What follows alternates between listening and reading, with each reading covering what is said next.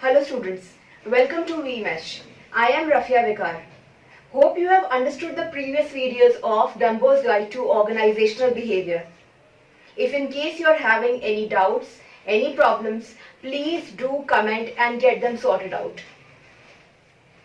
If you still have not subscribed our channel, please do subscribe it and do not forget to press the bell button which is next to it. Also, do not forget to like and share our videos. Now let us start off with today's class, and today's topic of discussion is emotional intelligence. Let us start off with it.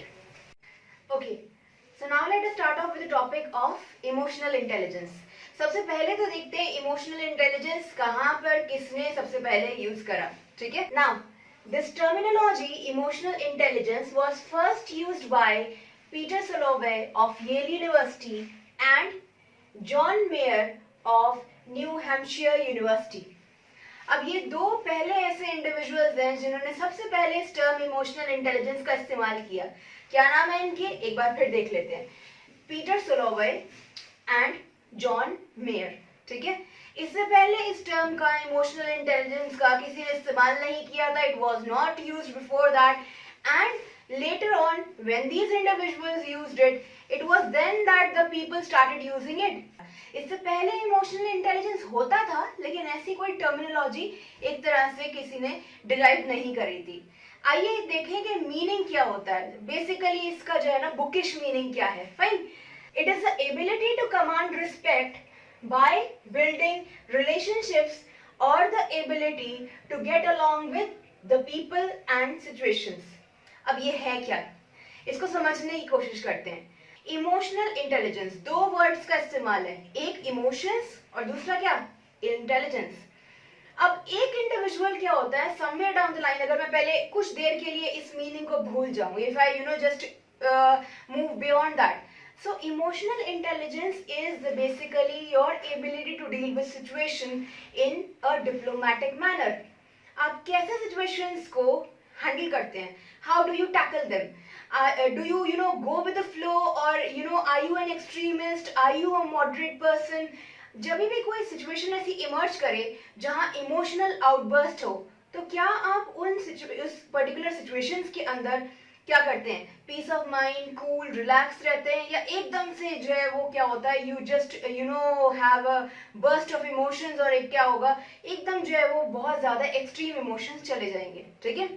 तो emotional intelligence में क्या होता है, हम अपने emotions को एक तरह से डिप्लोमेटिकली लेकर चलते हैं. हम अच्छे जो है वो एक तरह से बैलेंस मेंटेन करके रखते हैं, क्योंकि अगर बैलेंस मेंटेन नहीं होगा तो क्या होगा, will end up showing the wrong kind of emotions, या may be the right emotions in an extreme manner. So every emotion should be depicted in the right way. अगर कभी भी जो है मॉडरेट वे में हम क्या होता है प्रोसीड करते हैं चीज़ों को लेकर, तो चीज़ें फिर भी नॉर्मलाइज रहती हैं, ठीक ठाक रहती हैं. लेकिन अगर क्या होता है एक्सट्रीम इमोशंस हम शो करते हैं, तो क्या होता है कहीं ना कहीं somewhere down the line it is going to have an impact on our self. अब आपने एक टर्म सुनी होगी, IQ, इंटेलिजेंट क्वोशंट. अब ये IQ का कह लीजिए एक तरह से एनहांस्ड एलैबोरेटेड फॉर्म है, एक तरह से कह लीजिए एडवांस्ड लेवल है IQ का.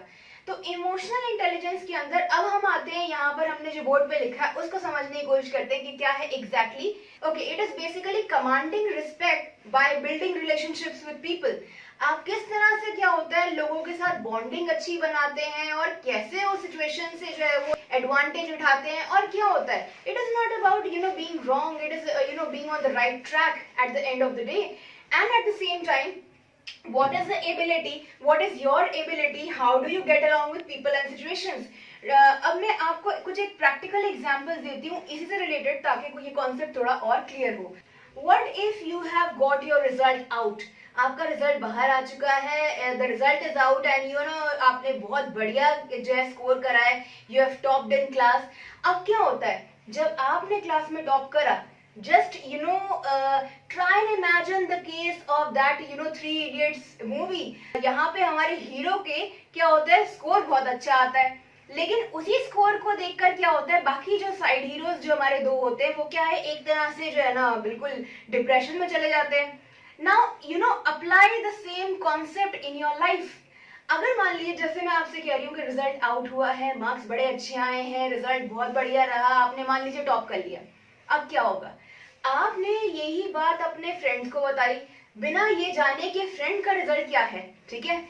मान लीजिए कि आपके फ्रेंड का किसी पेपर में कंपार्टमेंट आया है, बैकलॉग आ गया है, फाइन।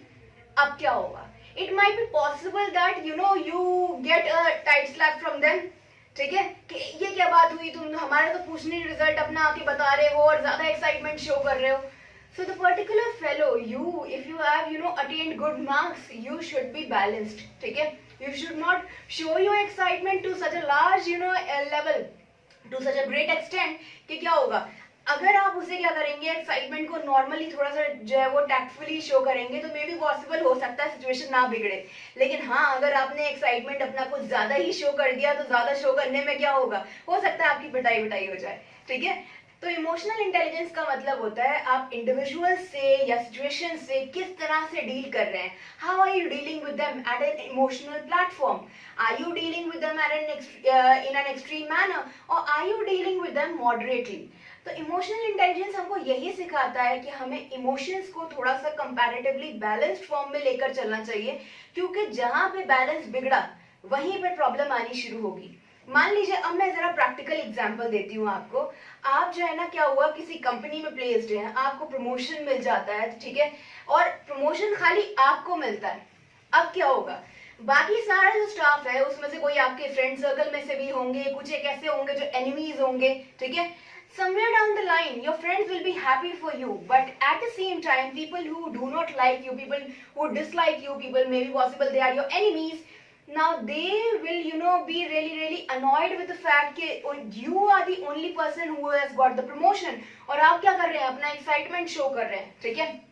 तो ऐसे में क्या हो सकता है, अगर आप थोड़ा नॉर्मली बिहेव करें, अगर आप जो है वो अपने इमोशंस को बहुत ज्यादा एग्जैजरेटेड फॉर्म में ना दिखाएं, तो हो सकता है सिचुएशन फिर भी नॉर्मल रहे. लेकिन हाँ, अगर एक्साइटमेंट का लेवल बहुत दिखाएं और भाई हाँ हमारा ये हुआ है, हमारा वो हुआ है, ये पी हुर्रे, तो भाई उस केस के अंदर सिचुएशन हमारे ही अगेंस्ट आ सकती है.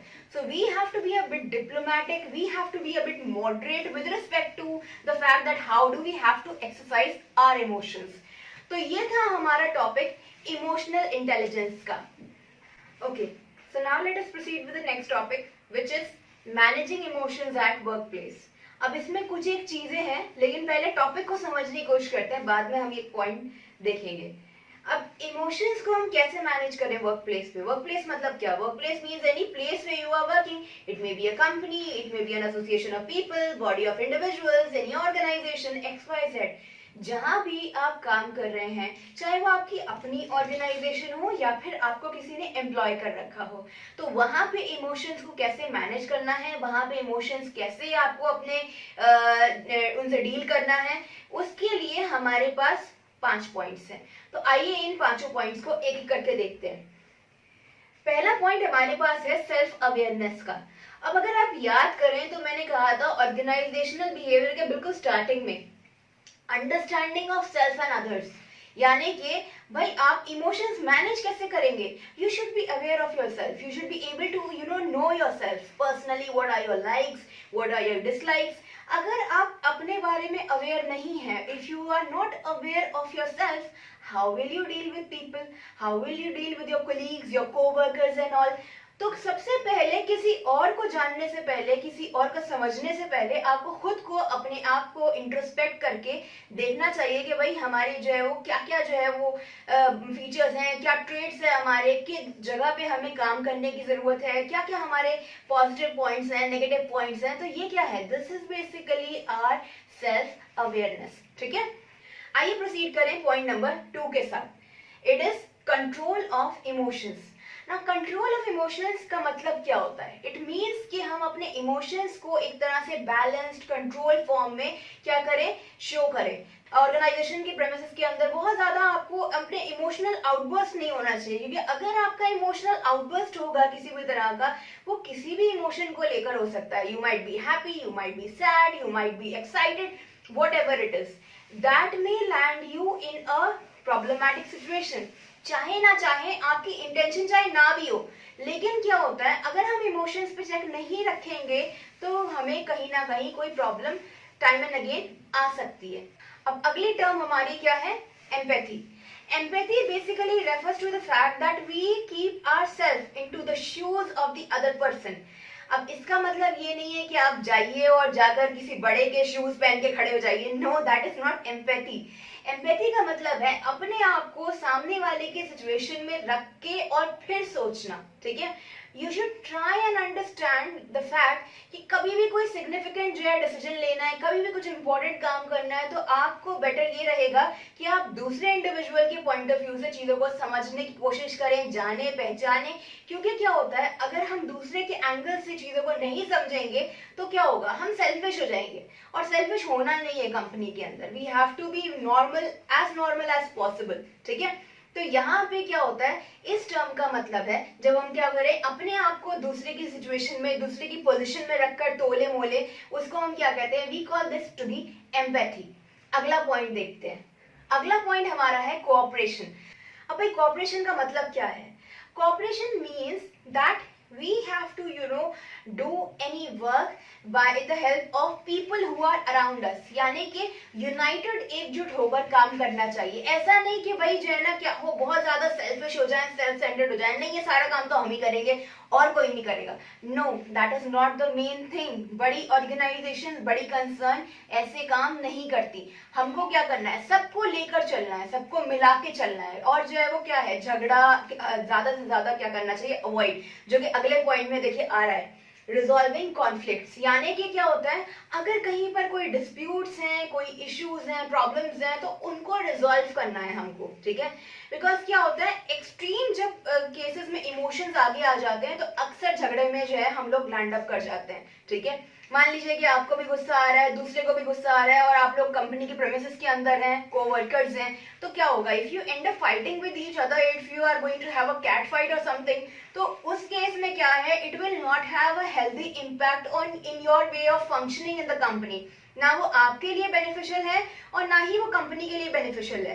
तो क्या होता है, जितने भी इंडिविजुअल्स होते हैं जो भी कंपनी के अंदर रहते हैं, उनको टाइम एंड अगेन थोड़ा सा क्या करना पड़ता है, इन दोनों पॉइंट्स का खास तौर से ध्यान में रखना पड़ता है। भाई कोऑपरेशन में क्या होगा, कोऑपरेशन में क्या है, थोड़ा सा आप जो है वो अपनी तरफ से कुछ नेगोशिएशन करेंगे, दूसरे सामने वाला कुछ अपनी तरफ से नेगोशिएट करेगा, और एक कॉमन प्लेटफॉर्म पे आप दोनों आ जाएंगे। And at the same time आप लोग क्या कर रहे हैं, अपने डिस्प्यूट्स को टैकल कर रहे हैं, रिजॉल्व कर रहे हैं, ठीक है।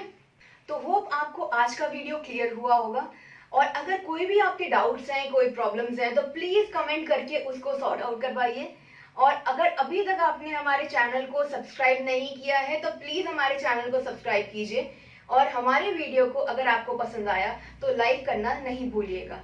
Thank you for today's session. We'll meet in the next class. See you.